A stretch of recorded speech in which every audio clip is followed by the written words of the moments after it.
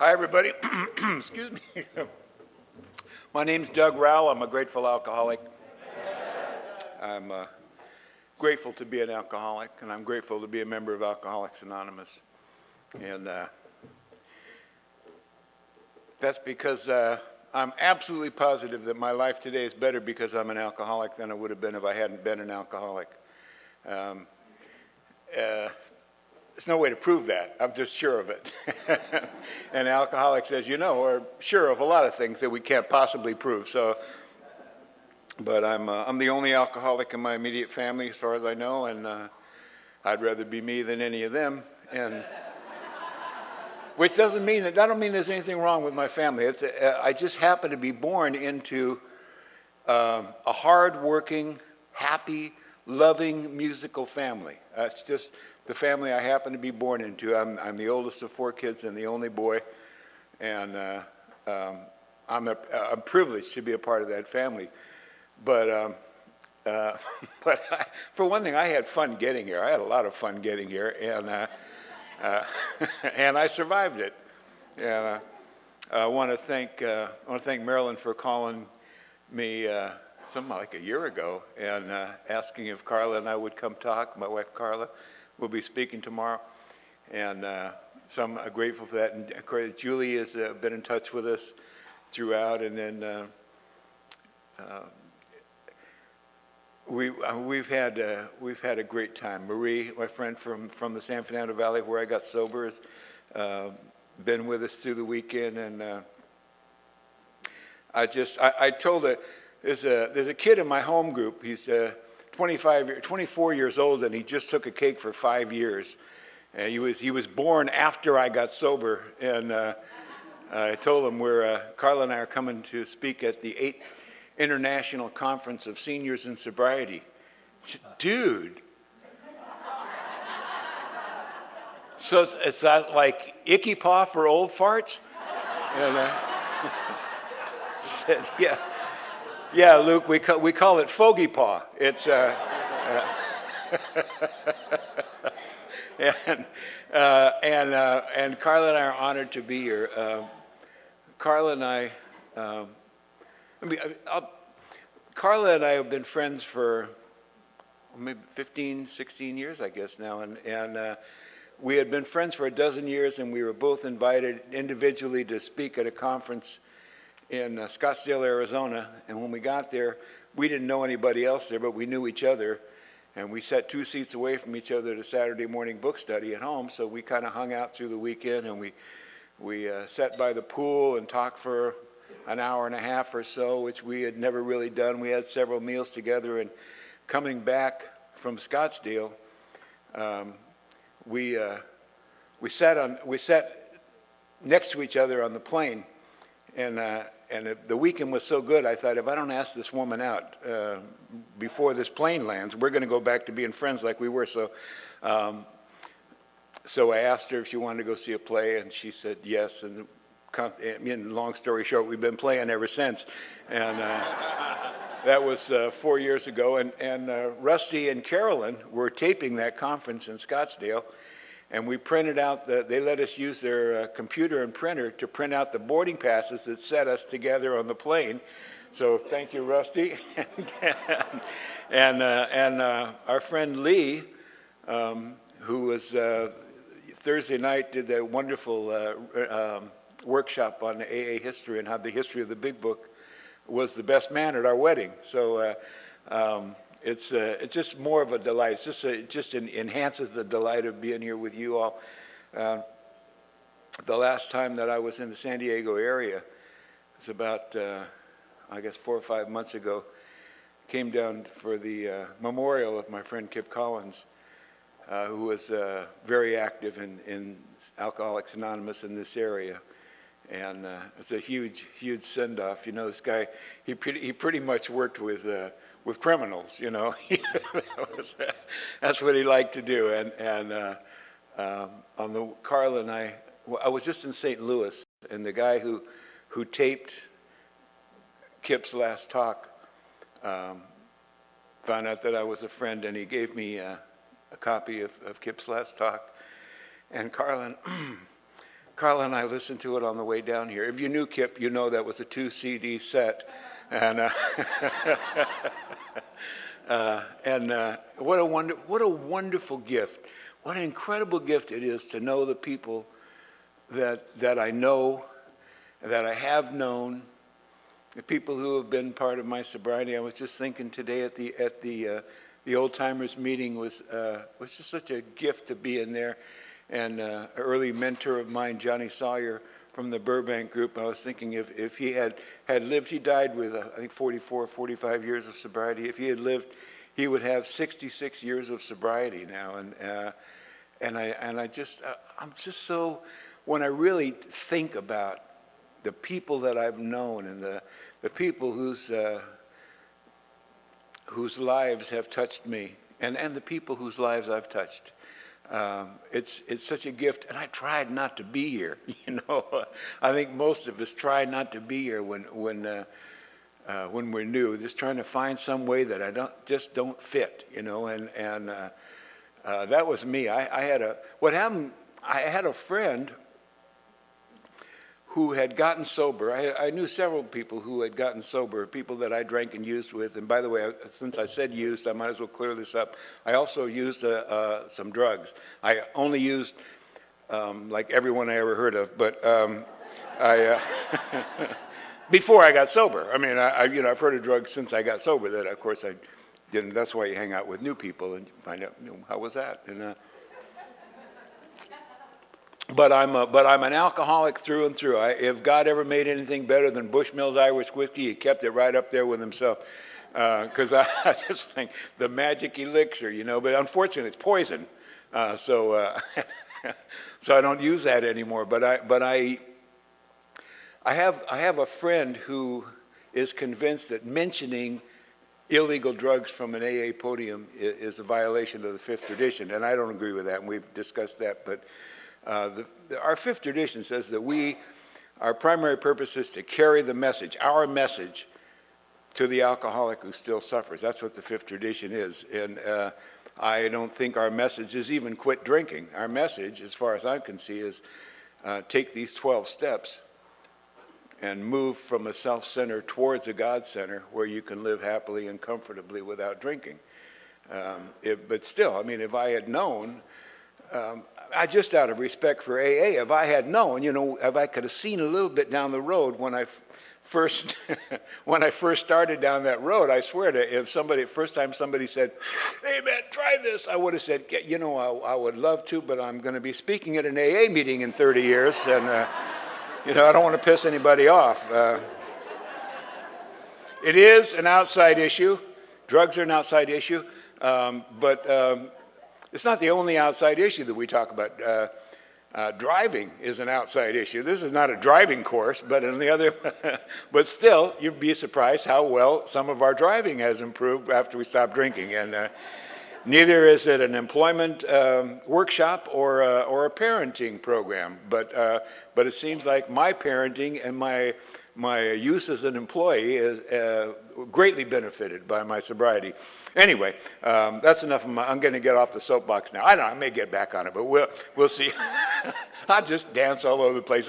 One thing I love about doing this is I never know what I'm going to say, so so it's always fascinating to me, and it's my story anyway. So, I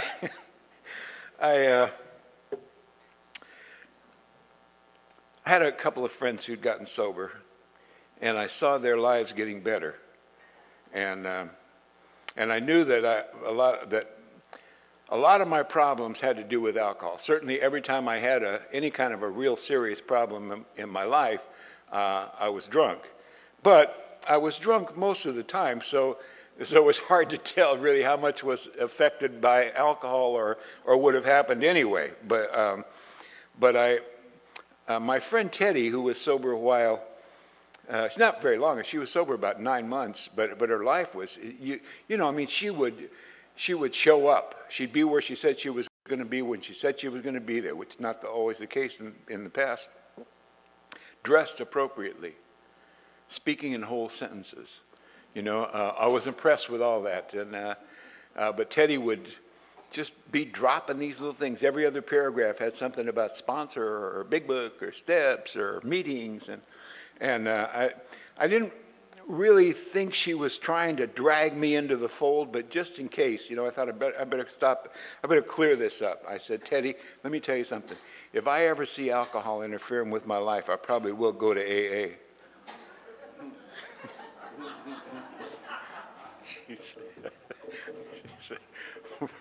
Boy, she knew she couldn't call me. She couldn't say, Doug, you're an alcoholic.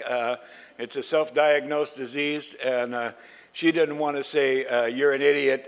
But she said, if you see it interfering with your life, I mean, like last year when you lost those 2 jobs. Well, I mean, she knew me really well. She was right, and I lost these 2 jobs that certainly had to do with drinking. I couldn't really blame it on anything else. I was working on a show at CBS, and I was supposed to show up at 7:30 in the evening, and we've been working on this show all week, and I got drunk during the day because I had the day free, and I was too drunk to go to work, so I didn't go. And long story short, they fired me. I went in the next day. And they said, where were you yesterday? I said, I had food poisoning. And they said, you couldn't call? And I said, well, and they knew I was a drunk. They could tolerate it as long as I did the job. I was a prop man. So they said, well, we don't need you here anymore. And they let me go. And I got another job. A friend of mine was the head prop on a show at ABC, and he hired me as his second. And we worked out real well. I was a good prop man when I was doing the job, but I wasn't there about a month, and same thing came up, and we didn't have to be in until the evening, and I got drunk during the day. But see, I learned my lesson, so I went in, and it's kind of like they're laying in wait for the alcoholic. It's like you don't come in, you're fired. You come in, you're fired, and so they let me go, and.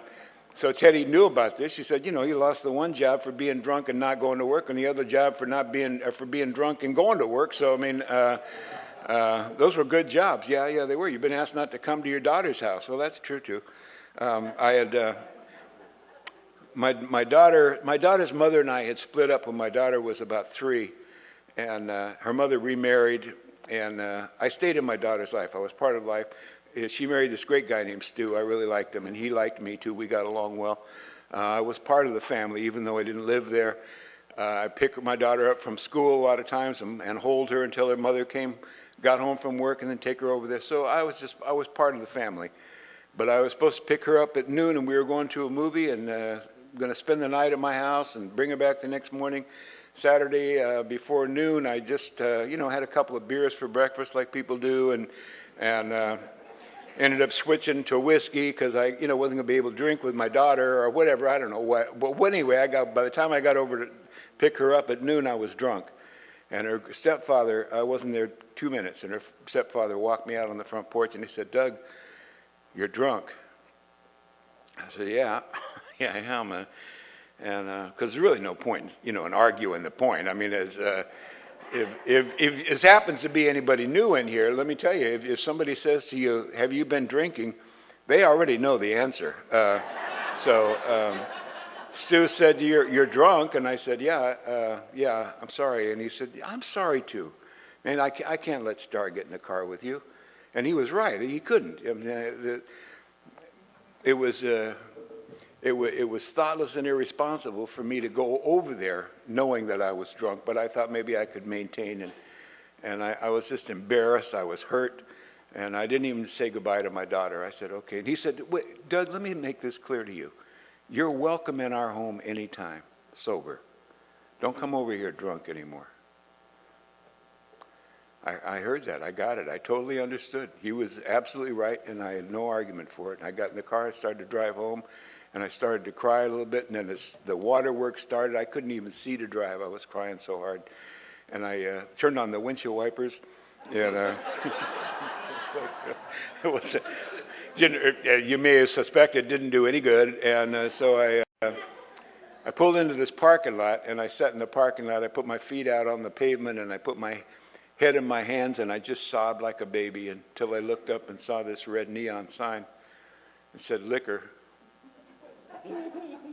And I went in the liquor store and I got a pint of whiskey and came back and had a couple of pulls.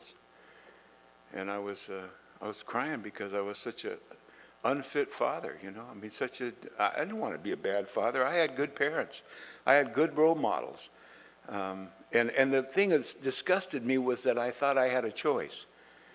You know, at that point, I really only had two choices. One was to drink, and the other was to stop drinking. And I stopped drinking. It didn't even occur to me. Stop drinking. And, you know, and it's funny, whenever I tell this story at an AA function, people, their heads nodding all around the room, because you're the ones who understand. You understand that. If you tell this story at a PTA meeting, you know, they look at you like you're an unfit parent, you know. Say things like, I'm sorry, I don't know if I understood. It sounded like you said you were so distraught over your drinking that you drank.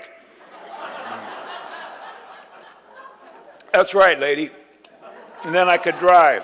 I hope you weren't on Tampa Avenue that day. but Teddy, you know, said you lost those two jobs. You've been asked not to come to Star's house drunk anymore. You got drunk and skied off a cliff. I did. We went skiing up at Mammoth, and I like to get there at 8:30 when the lifts first open and the snow is all fresh.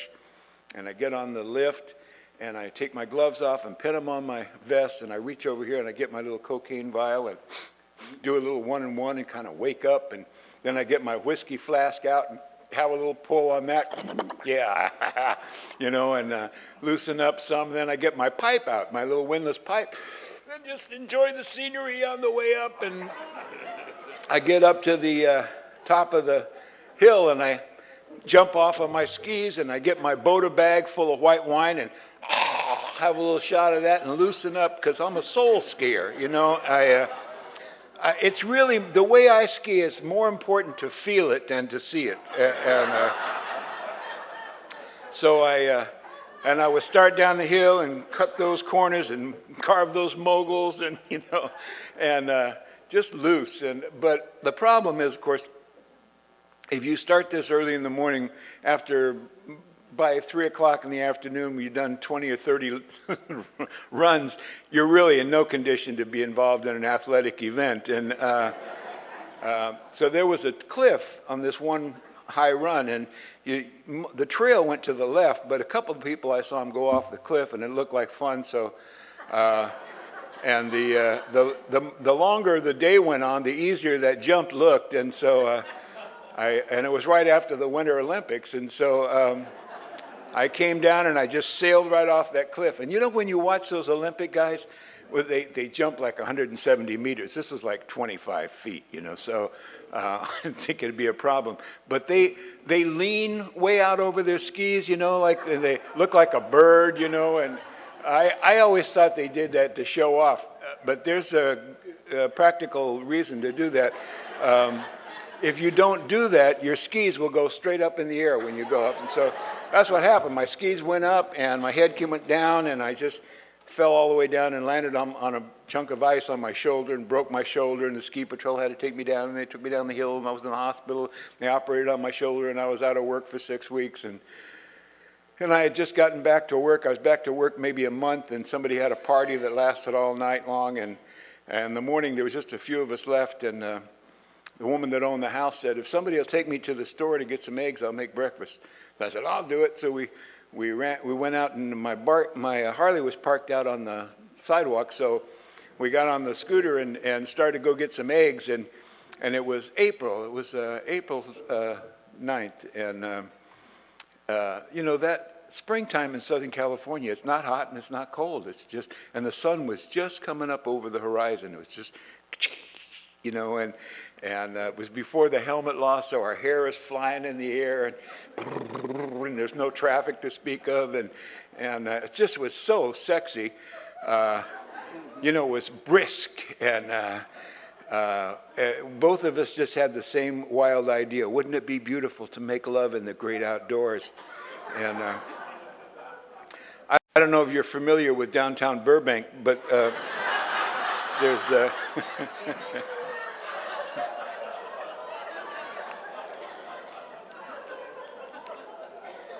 not like the Angeles Crest Forest. I mean, there's really no dedicated lovemaking venues there. We found a 4-story parking structure though, and but if we go to the top of that, we'll have the whole thing, top of it, to ourselves.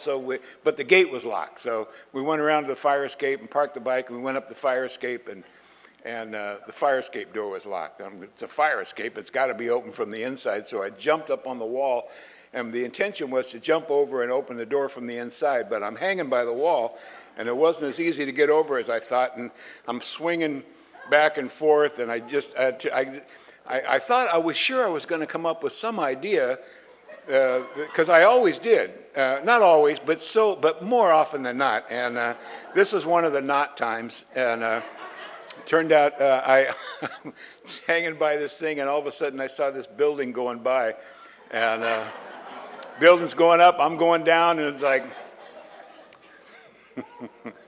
my dad was an engineer. He was a mathematician.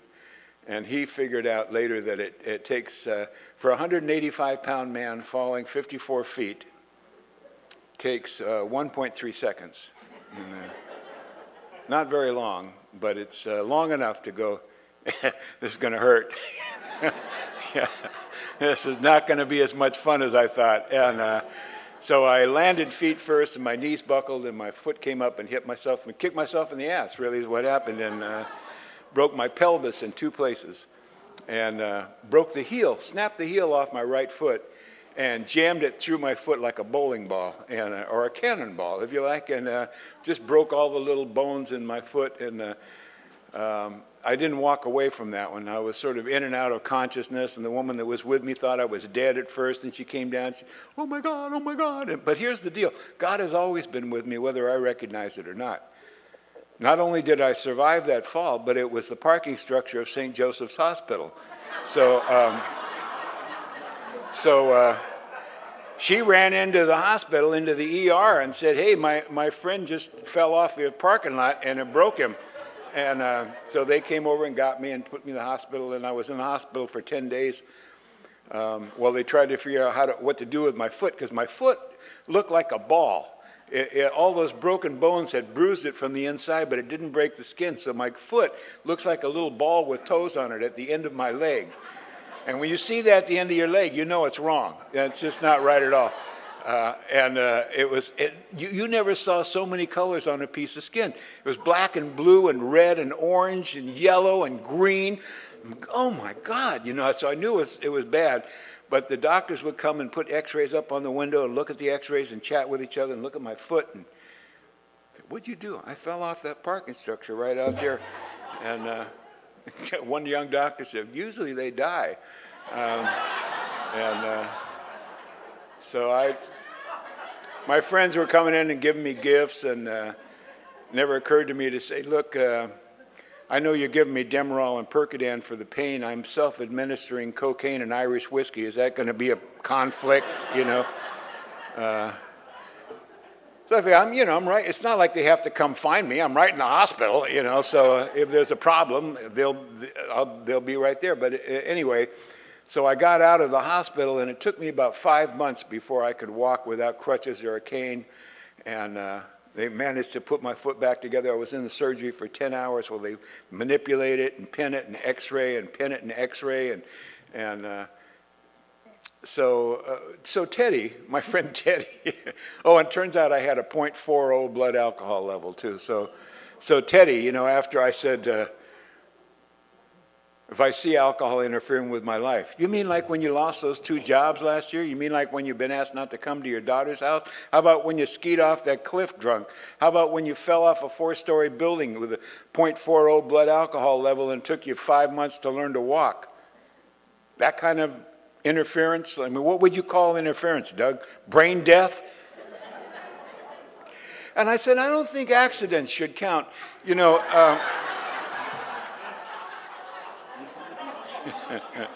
I took that. Somebody yesterday at one of the, or maybe it was this morning, somebody at one of the meetings, one of the little meetings here, was talking about the 20 questions, the Johns Hopkins 20 questions. And I remember taking that. One of them is, have you ever been hospitalized for drinking? I thought, No, falling. I've been hospitalized for falling. but, but, uh, but all that week, I would have a little quiet moment, and I would picture Teddy saying, "What would you call interference? Brain death?" And I thought, that's a possibility.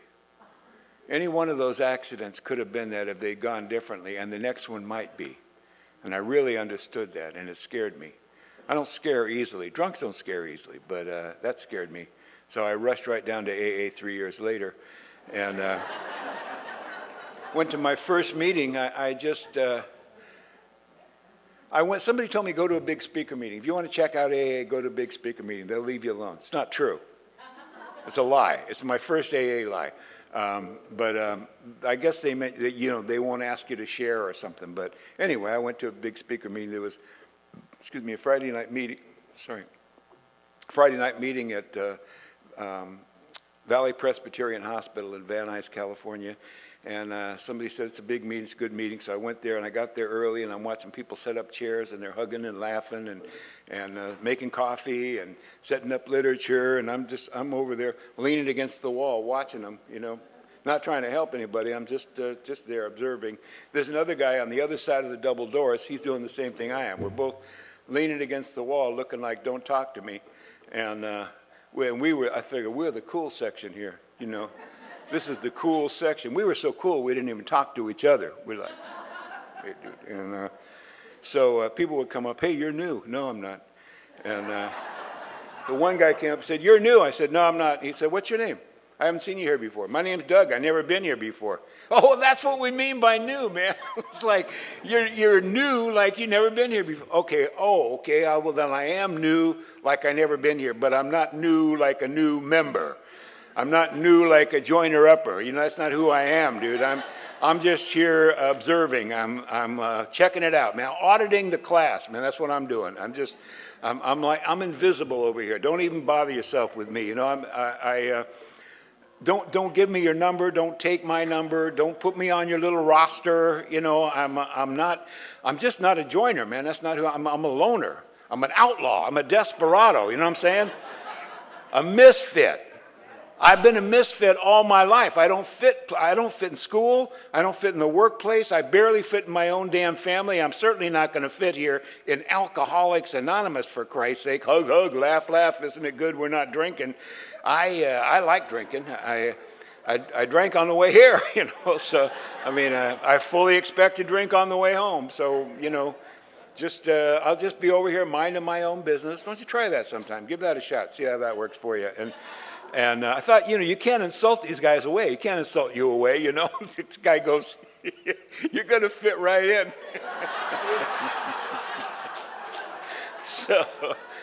So the meeting started, and people said, there's some seats over there. I said, if I wanted to sit down, I'd be sitting down right now. I may not be able to stay through the whole deal, and I don't want to, cause a scene or anything. I'll just stay back here. I'm fine back here. Don't worry about me.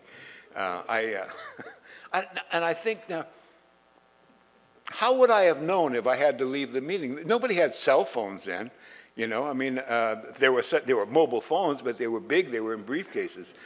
Surgeons had them and producers had them. I didn't have one. I didn't even have a pager. Some people had pagers. I didn't have a pager because nobody wanted to contact me anyway, but I'd be like, hey, hi, it's Doug. Are you guys going to be home? I'm going to come over and visit you. And go, no, we're not. Doug, we were just walking out the door, man. I don't know when we'll be back. Long time, though. Don't come over here. Okay, all right, okay. Well, love you, Mom. And I didn't have a pager, but I had a garage door opener. I got it for 70 with a belt clip on it. I got it for 75 cents at the Goodwill, and it didn't work to anything, but I could act. It's handy if you're a drunk and your drunk alarm goes off. You can just go, I got to get this. I'll be right back. and it's cool unless somebody says, what is that? Looks like my garage door opener. Yeah, it's a combination: a garage door opener, a pager, and a TV remote. It's the latest, coolest thing. I got one, and so they started their meeting, and me and this other guy are still standing at the back of the room, and people read stuff like like we do at meetings, and somebody talked for the majority of the meeting. I can't tell you if the speaker was a man or a woman, let alone what he or she said. And in fact, my friend Casey Crane said one time, I was the speaker at that meeting. I said, you don't know that. He said, no, you don't know. You don't remember who it was. But at one point, the secretary got up and said, we have a birthday tonight. We have a birthday for Ruth for 18 years. And I thought, oh, well, that's cool. They celebrate people's birthdays, so I'm looking around for Ruth, some 18-year-old tiny hiney,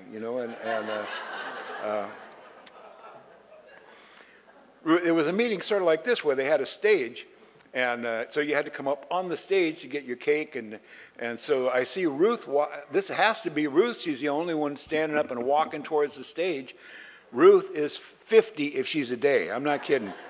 I'm looking for some 18-year-old tiny hiney, and I thought, God damn, if she's 18, she should stop drinking.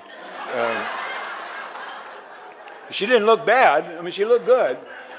She looked great for 50, but just a little whip for a teenager, you know what I'm saying? And so then I thought, okay, I'm a figure outer. I get it.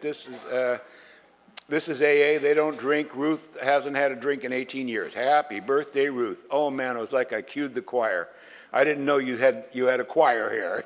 I didn't know you sang. And some meetings sing really good, and some meetings sing really bad. This is one of the bad ones. And everybody started singing happy birthday. 200 people singing happy birthday in 4 different keys at the same time.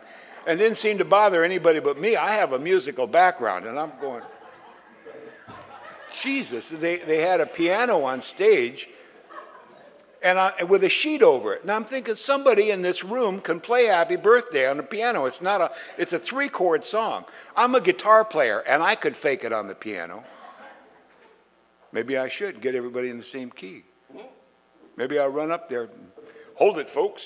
Here I come to save the day, and just get everybody in the same key. And then I thought, maybe, no, maybe not. Maybe that's not a good idea. Everybody I talked to, I told them I wasn't staying. So I got no lines in this show. So it's a short song. I can handle it. And they're, happy birthday, dear Ruth. Keep coming back. And I'm just, oh, my God. Then Ruth gets up, and these girls have this cake with the candles, and she blows out the candles. She says, my name's Ruth, and I'm an alcoholic. And, of course, everyone goes, hi, Ruth! Jesus. I was so embarrassed for you people. I couldn't believe, was this 6th grade or what? My friend Scott used to say, this is some level of lameness I never knew was available to me. And Ruth says, I want you to know that over these last 18 years of sobriety, I've attended a meeting of Alcoholics Anonymous every single day. And it seemed like everybody was impressed, but me, I'm in the back going, every day for 18 years. Jeez, you're a little slow, aren't you, Ruth? You are not the sharpest knife in the drawer, honey, because I don't know how long it would take me to get this deal if I decide I want it. But I do know that it's not going to take every day for 18 years. If you went to medical school every day for 18 years, you'd be doing heart transplants, So I'm tickled. I'm thinking, oh my God, tomorrow when I go to work, I'm going to say to somebody, you ever been to an AA meeting? Sit down. You're not going to believe this. And but now the other cool guy is heading over to me. And I realize he's not cool. He's a member. I'm here by myself now, and he's heading towards me, and he's got his hand out like we do, and he's got Sunbeam for Jesus smile, you know. And he takes my hand in both hands and he says, I'll tell you what, stay sober a year. We'll give you one of them cakes.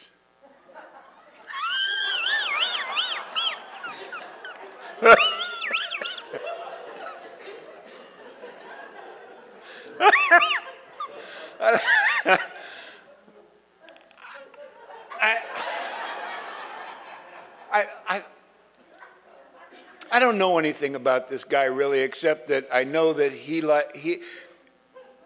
cake means a lot more to him than it does to me, and he almost surely has a different relationship with ethyl alcohol than I do too. Because I don't know about you, but to me it seems if you don't drink for a year, you ought to get like a car, you know? Really? A cake?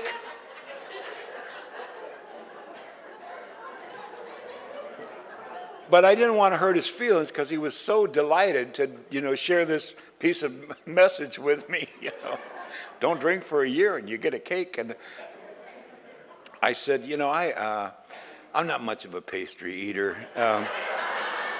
If I wanted a cake, I'd just, stop at Vaughn's on the way home. I mean, they're like $5 maybe, or I could not drink for a year. Let me weigh that one out.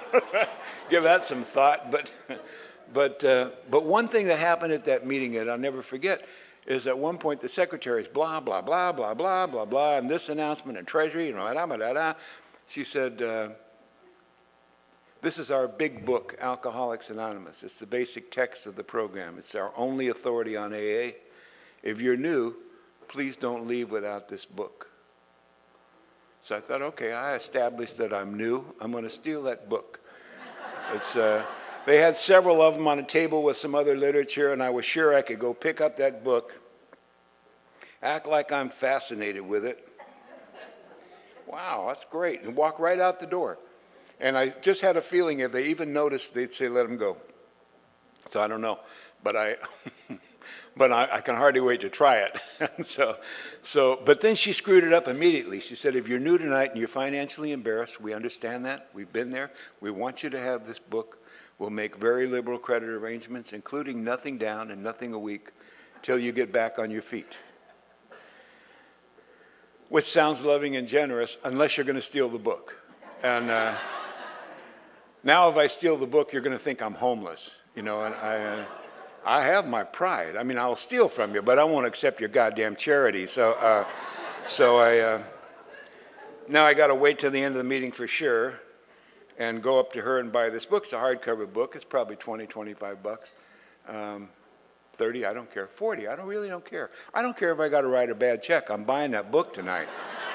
And so I wait till the end of the meeting. I go up to her. I said, pardon me, ma'am. Can I buy one of your books? She said, oh, the big book? Yeah, the big book. Yeah, I've seen bigger. How much is that big book? She said, it's $4.65. Do you have it? $4.65 for a hardcover book. I think I can handle that. Here's a $5. Keep the change. She said, no, I'll get your change. No, please. I'm not kidding. Keep that change and use that change to help a drunk lady because I'm on my feet, okay? So I got my big book, and on the way home I stopped and got a fifth of whiskey.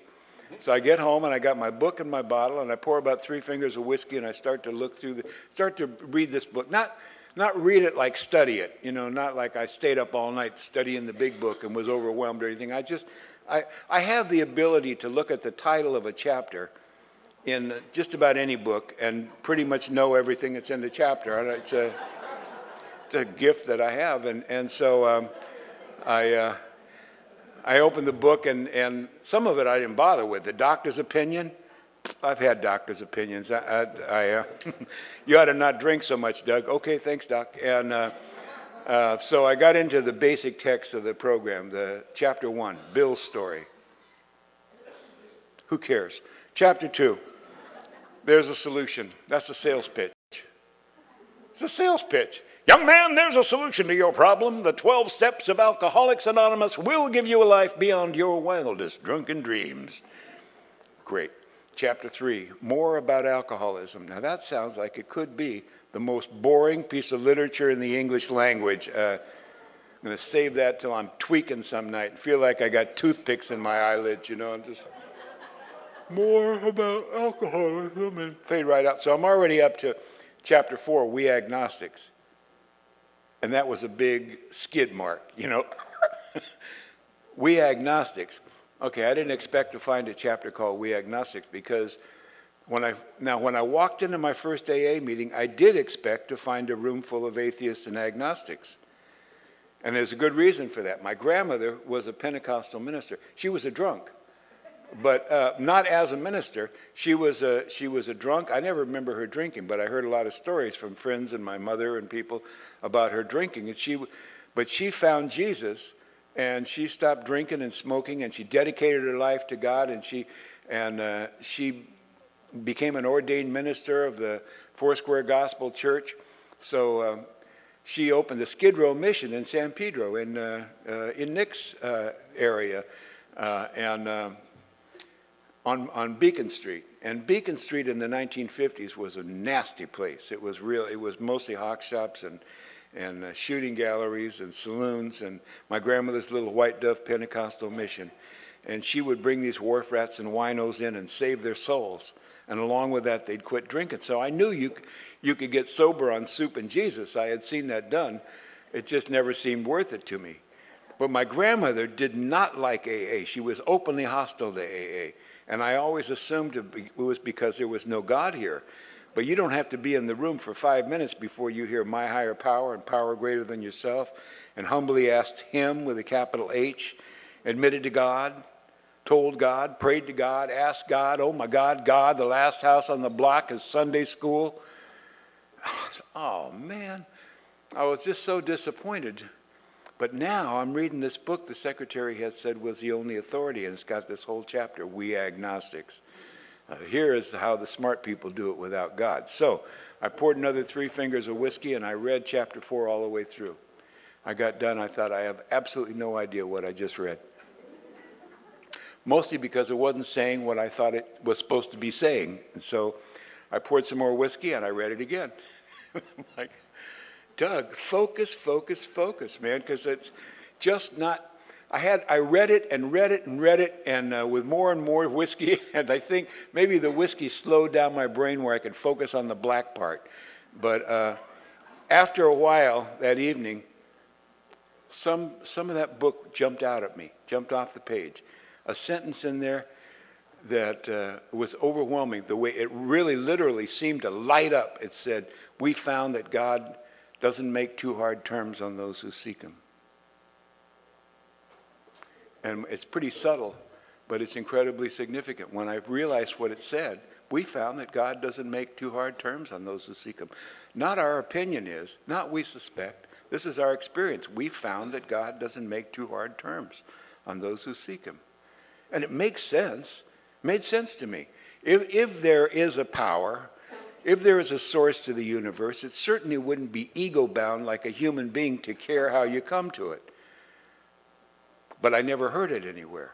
And I considered myself not any kind of an expert, but sort of knowledgeable about religions of the world. And really, all I had was my drunken opinion of organized religion, but I never heard that anywhere. In fact, my grandmother's Pentecostal church seemed to say just the opposite. They say, they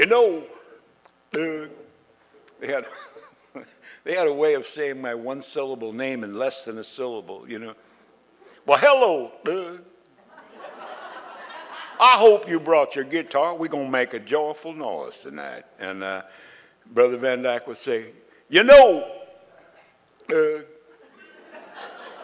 we are very sure that God makes hard times on those who seek him. Boy, God will not even hear your prayers unless you're baptized. And I don't mean sprinkle on the forehead like some Methodists, and I'm talking about total submersion.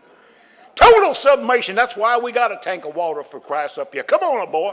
We're going to soak you down, pull you up, washed in the blood of the Lamb. Praise Jesus. Amen. Somebody get that boy a towel. And It's like 14 years old. I'm not it. I don't think so. Nope, nope, nope. Because I know certainly my grandmother would not let them drown her only grandson. That's not going to happen. If she has anything to do with it, maybe she told them I touched myself. How about that? Maybe, maybe they're going to send my ass to Jesus for my own good. I don't know.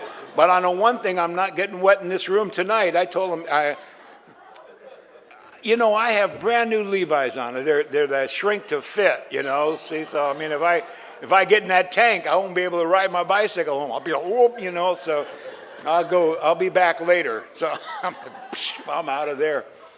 And you could go, okay, well, yeah, the Pentecostals are a little over the top. No, what about, my girlfriend was Catholic.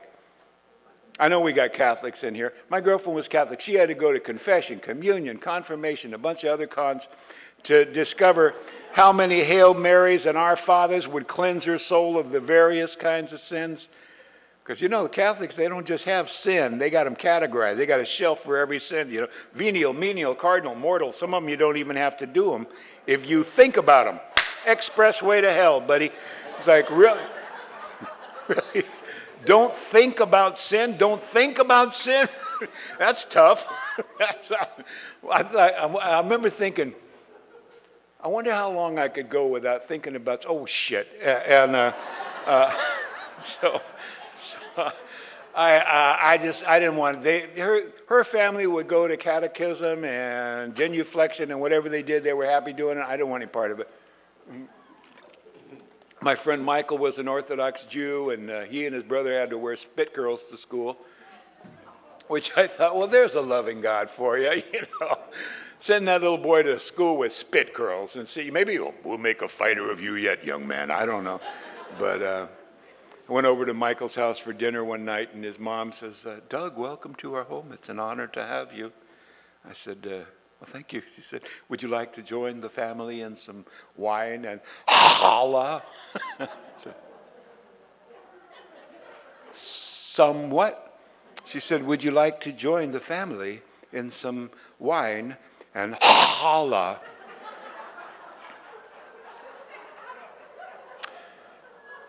I said, well, I'll have some wine. I'm not much of a pastry eater, Mrs. Stein. And so, and then there were Buddhists and Hindus and Muslims. Oh my. So I just thought, okay, by the time I got to AA, I'm like, okay, here's the line. All the religions of the world over on that side, I'll be over here making fun of you. But now I'm reading this book the secretary has said was the only authority, and it says, we found that God doesn't make too hard terms on those who seek him. And it says before that in that chapter, you don't have to accept anyone's concept of God. You don't have to accept anyone's concept of God. If you read what's the message in that whole chapter, you're going to have some kind of a concept of a power greater than yourself, a source of the universe, for the successful consummation of this process. But you get to decide what it is. And that seems to be okay with the Creator. So I never heard anything like that before in my life. And it got my attention, and I went back to AA. I started going to AA regularly. And I must say, my first 8 months in AA, I didn't have a home group. I went to meetings all over Hollywood and the San Fernando Valley. I really didn't want anybody to get to know me. So I didn't have a home group, and I didn't have a sponsor. I didn't read the book. I didn't take the steps. I didn't know what a tradition was. I didn't have a commitment anywhere. I didn't believe in God, and I was drinking every day. And if you don't count that stuff, I had a pretty decent program, I guess, except that my old program was keep coming back. That's all I did right. And now I hear there's 3,000 meetings a week in LA, in the LA area. But at that time, I think there were about 2,000, but that's plenty. And so I went to meetings all over, and some of the meetings I liked, and I went more frequently. And at some point, I got tired of raising my hand as a newcomer. Anybody with less than 30 days, Doug alcoholic. Do we have any new friends with us under 30 days of sobriety? Doug alcoholic, Doug alcoholic. And finally, after about, 4 or 5 weeks of this, maybe something, I just got tired of raising my hand. I didn't raise my hand. And this girl at the end of the table said to her friend, Doug's got 30 days. And I thought, I didn't mean to mislead anybody. I'm basically an honest person. Well, I'm not really. maybe before I stopped drinking, the most honest thing I ever said was when my first wife said to me, "All right, Doug, I want the truth. Did you sleep with my sister?" And I said, "Not a wink."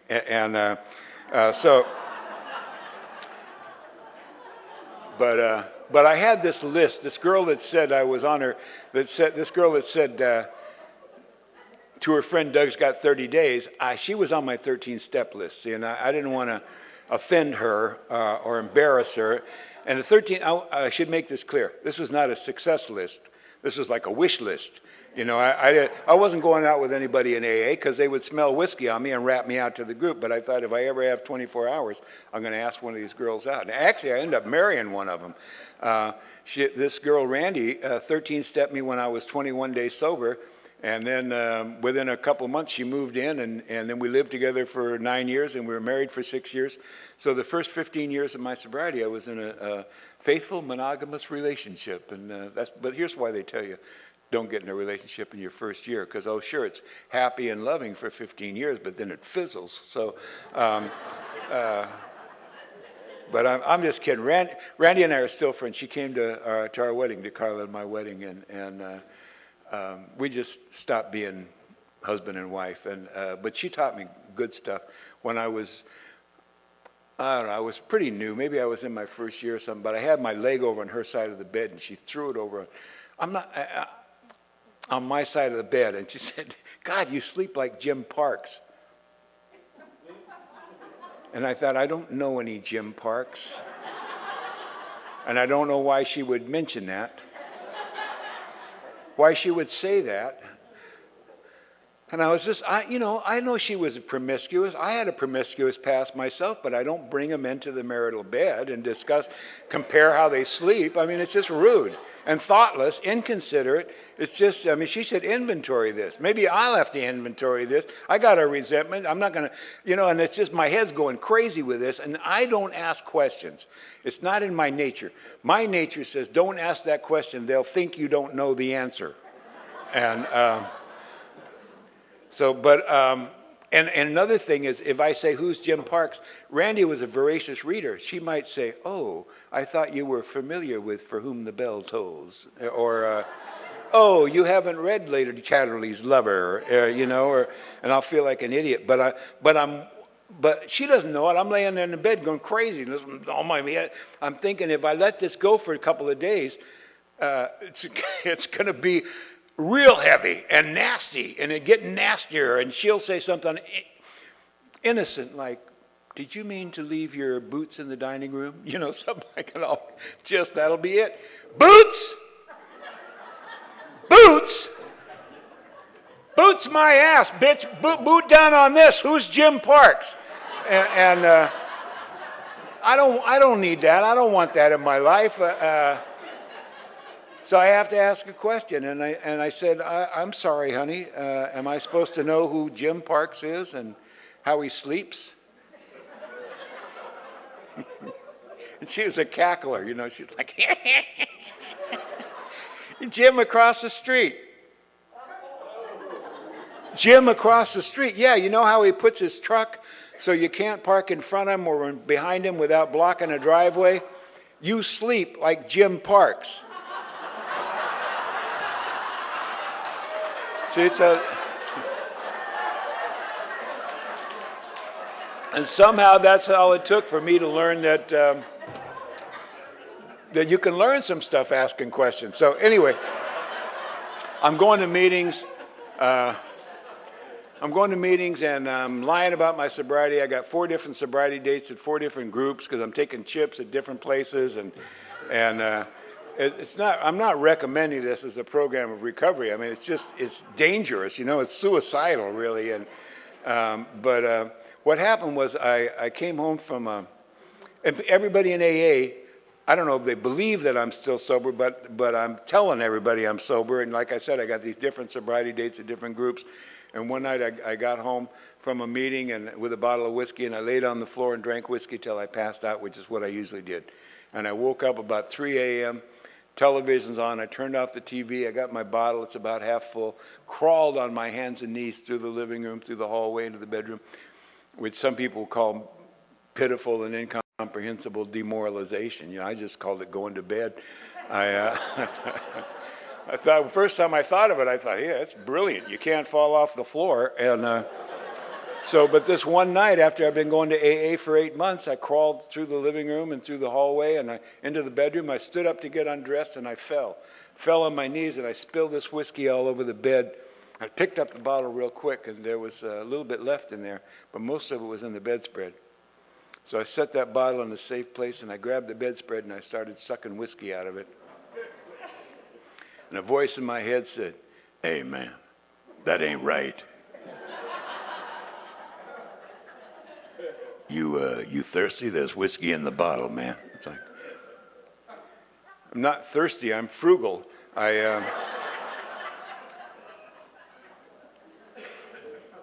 I'll throw away my life, but I'm not letting whiskey evaporate in the bedspread overnight. And I looked at what I was doing, and there's no question. I mean, only an alcoholic would suck whiskey out of a bedspread, but when there's whiskey in the bottle. But I didn't know what to do about it. And I thought I've been going to AA for 8 months, and I haven't learned how to not suck whiskey out of a bedspread. And I did a dumb thing. I said, "God, if you're there, please help me." And I said it was a dumb thing because, for one thing, I didn't believe there was anybody listening. I didn't believe there was any God listening to that. I was just out of ideas. But I went to bed and I went to sleep, and over the next couple of weeks, every single day something. The very next day I went into my neighborhood liquor store. They all know me.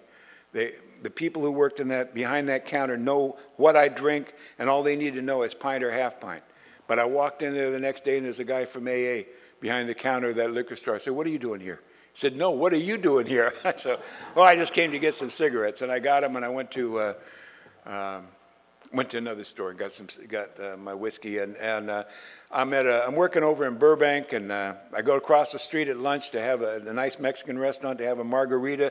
The waitress is somebody I know from AA, and I can't order it because all these people think I have 60 days or 90 days or whatever. So I'm in a Vaughn's Market in the liquor department. I reach up for a bottle. Somebody from AA is pushing a cart towards me. "Hey, one day at a time. Keep it simple." It's a beautiful life, isn't it? So this stuff is happening to me every single day. And, I don't, it wasn't like, the parting of the Red Sea, anything. It was just little coincidences. But I couldn't ignore them after a while when they're happening every day. And after 2 weeks of this, I'm on the way to work at 6:30 in the morning. And I just finished a half pint of Bushmills, and I don't keep empty bottles in the car. They're illegal and useless. And so I roll down the window, and I'm about to toss this bottle, and a guy from AA is driving towards me at 6:30 a.m. And he saw me and waved just as I let that bottle go in front of his car. Bing, bang, bang, bang. And he went, whoa, and went by. And I thought, where the hell are these people coming from? Jesus, like those stupid miracles they talk about in meetings. And the minute I thought the word miracle was like I could hear God laughing.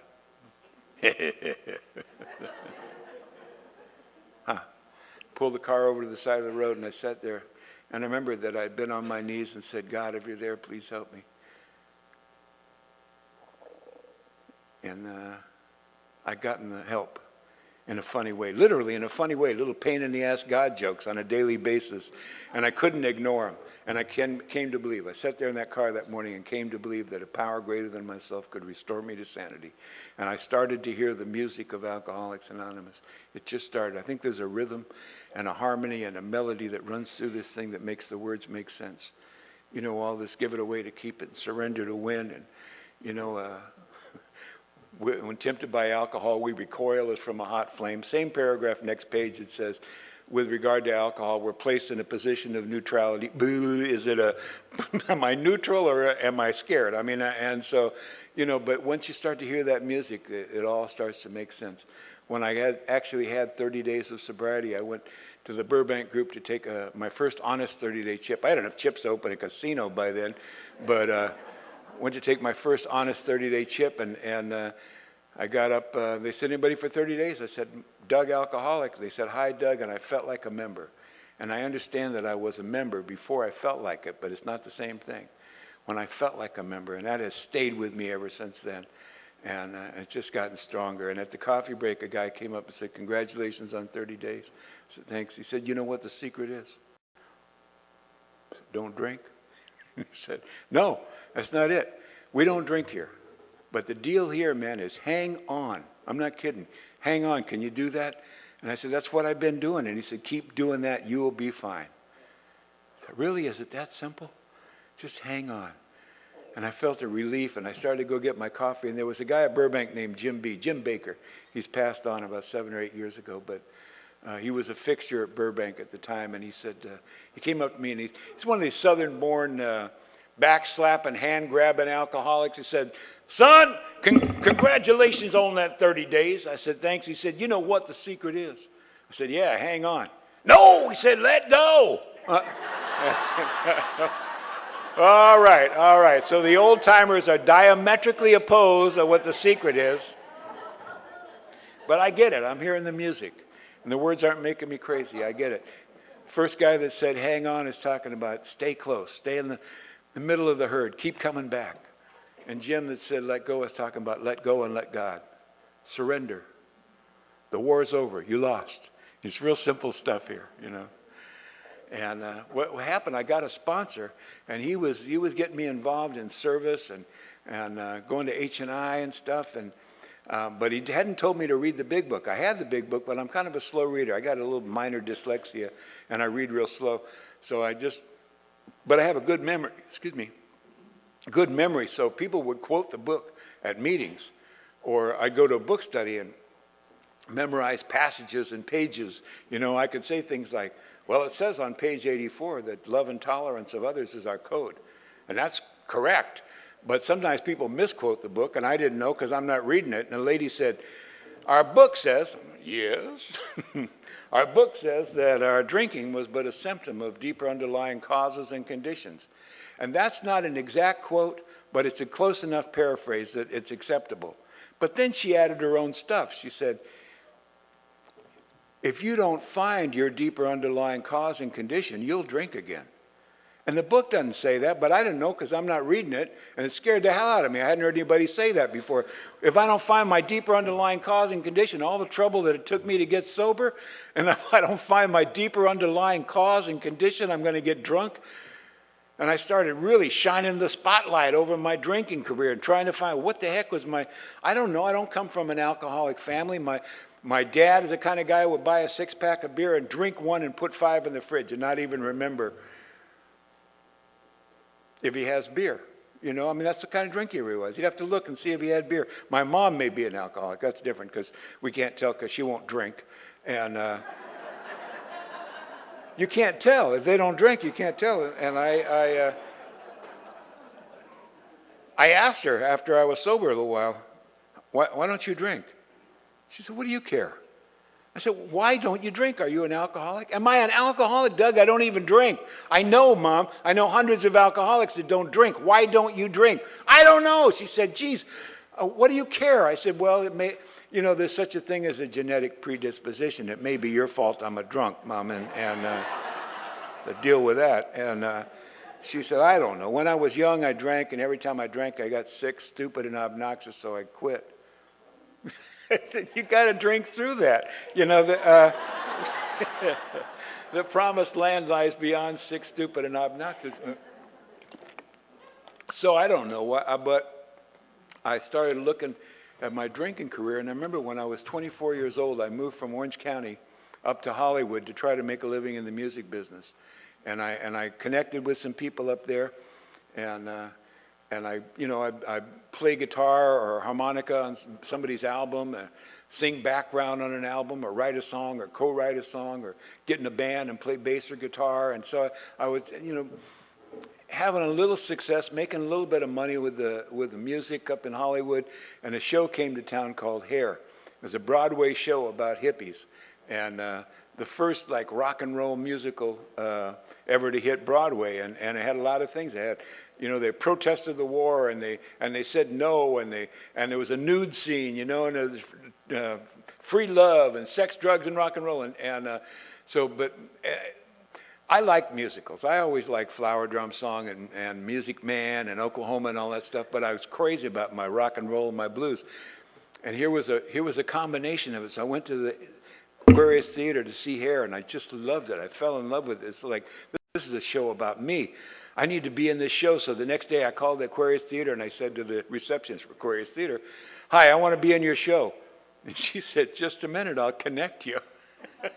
I don't think this can happen today, but in 1969 it was a different world. So she connected me to the company manager. He said, "Can I help you?" And I said, "Yeah, I want to be in your show." He said, "You do? Well, can you sing and dance?" I said, "Yeah, that's what I do." Now, I never danced a step in my life, but I could sing, you know. I was a musician, and I thought maybe if I sing well enough, they won't care if I can dance. I know, I'm the guy up on the bandstand watching you dance. I know good dancing from bad dancing. How hard could it be?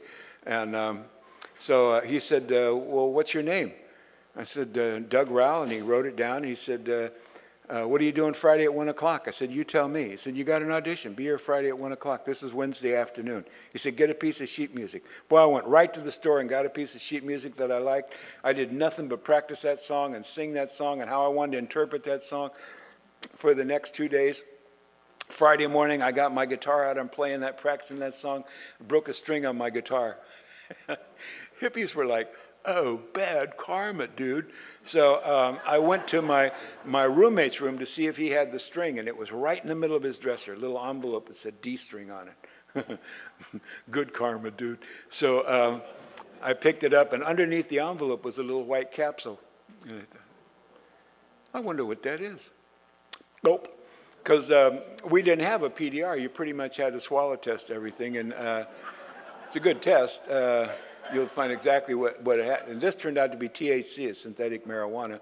Nice little psychedelic. And so 45 minutes later, when I got down to the Aquarius Theater, I was floating. My hair was long over my shoulders. They just swished when I walked. And I had these hip hugger bell bottoms on, big bells, you know, like elephant bells, and no shirt on, just a vest with 6 layers of foot-long red, white, and blue leather fringe.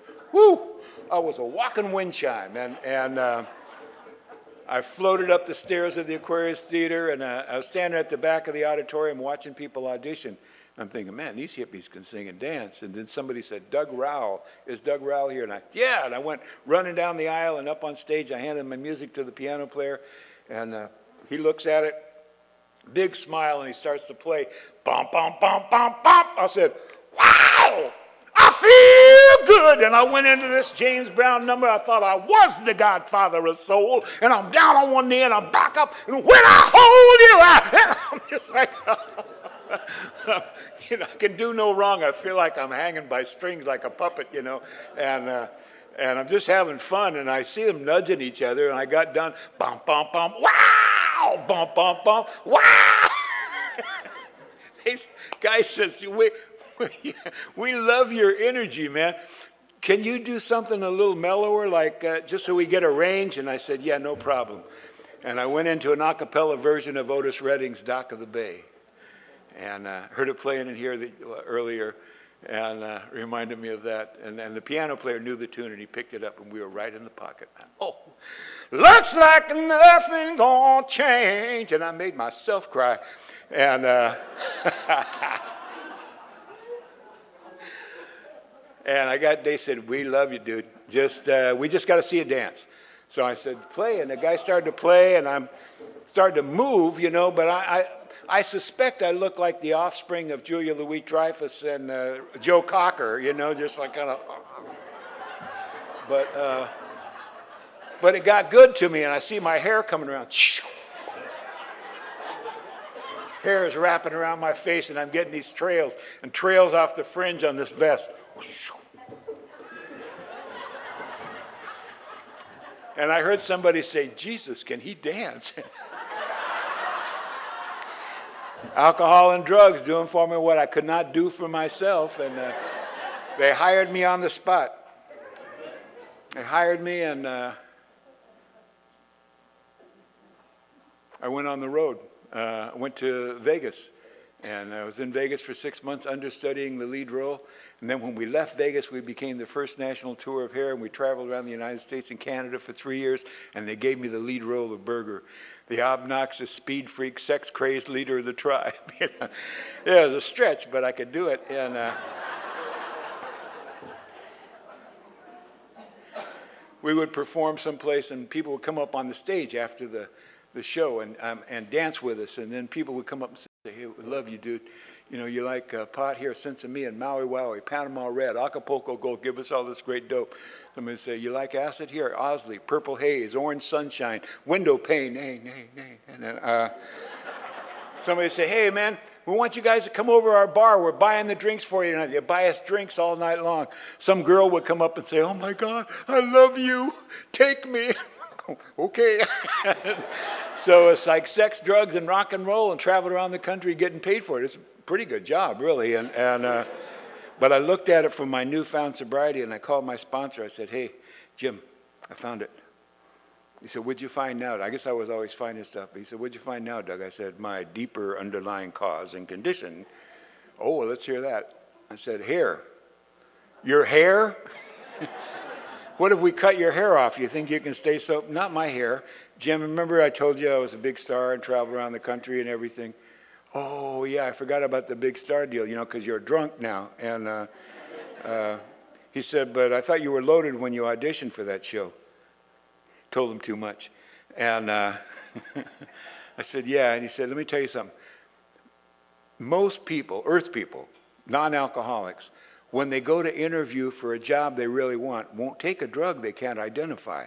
So I'm going to just go out on a limb and say maybe you had a problem when you got that job and it started earlier. I said, well, then I don't know what my deeper underlying cause is. And he said, I don't know what mine is either. If you want to look for it, fine. I'll give you something to do between meetings. But meanwhile, go to a meeting tomorrow. Call me tomorrow. Read the book tomorrow. Whoa, read the book. Read the book tomorrow. Read the whole book tomorrow? Because he had never told me to read the book. He said, no, you have a big book, right? Yeah, I want you to start reading it. If you can't read a chapter, read a page. If you can't read a page, read a paragraph. But do it every day. Stay in the middle of it. Stay on it. You got the rest of your life to recover, but you got to stay on it. That may be the best advice I ever got. You know, they say sometimes, talking about drinking, if you go to a barbershop often enough, you're going to get a haircut. But the same thing, if you read that book over and over and over again, you're going to get, eventually you're going to do what it says to do. And that's what happened to me. And that's what I tell the guys I work with, you know. I don't know why I'm an alcoholic. I went to make amends to my dad when I was 2 years sober. I borrowed money from him and not paid him back. And I paid him some back, but not all of it. And I figured I owe him $2 or $3 grand. I was going to save up $3 grand and give it to him. Here's the money I owe you. But I never got it saved up. And so when I was 2 years sober, I said, I want to pay you back that money I borrowed. He said, don't worry about it. I said, yeah, well, I have to, you know, the 12 steps.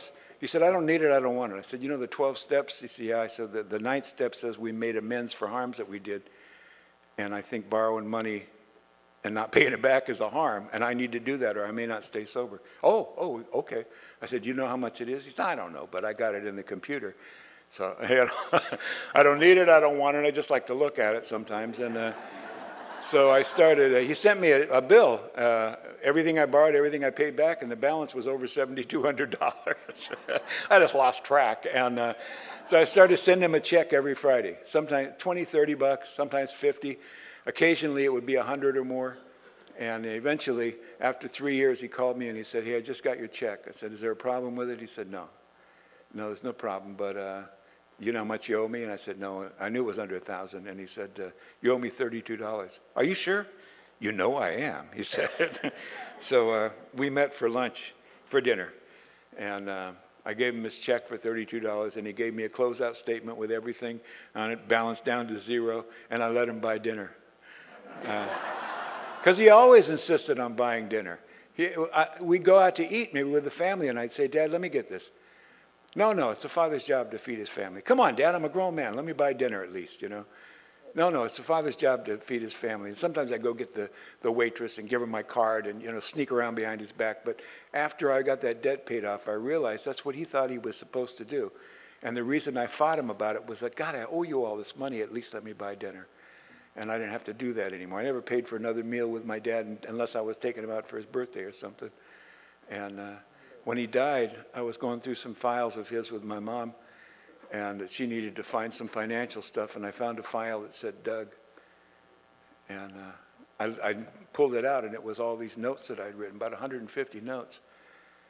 And I was shocked. I said to my mother, did you know he saved this note? She said, yeah, he cherished them. Your check would come, and he'd come in, and he'd take the check out and put it in his pocket, and he'd read me the note, put it on the table, and then he'd take last week's note and go put it in the file. And I visited him a lot of times during that period. I never saw any notes on the table. If he knew I was coming over, he would not leave it on the table. And she said, my mom said, I said to him one time, Doug sure loves you. And he said, I know that. I got it in his own handwriting. And my dad was a man of integrity. At his memorial, there were 14 people that spoke, and 12 of them used the word integrity. That's who he was. And when he was on his deathbed, I said to him, Dad, everything that's good about me, I learned from you. And he said, that's not true. I said, it is. You taught me how to be a father, how to be a husband, how to be a neighbor, how to be an employee, how to be a son. You taught me integrity and responsibility. He said, well, you have AA. And he was right. All the things that he wanted to teach me, that he did teach me, that I couldn't put in practice until I came to you. And I had to do them to stop drinking, which is something I didn't want to do in the first place. I found a relationship with God. I learned how to have my Father honor me and respect me. And I get to help other people do that too. And hear the music of Alcoholics Anonymous, which I think the music is the laughter. We come in here sick unto death and dying and feeling like we'll never laugh again. And start to laugh. And we laugh ourselves weller than we were before we got sick. What an incredible gift that is.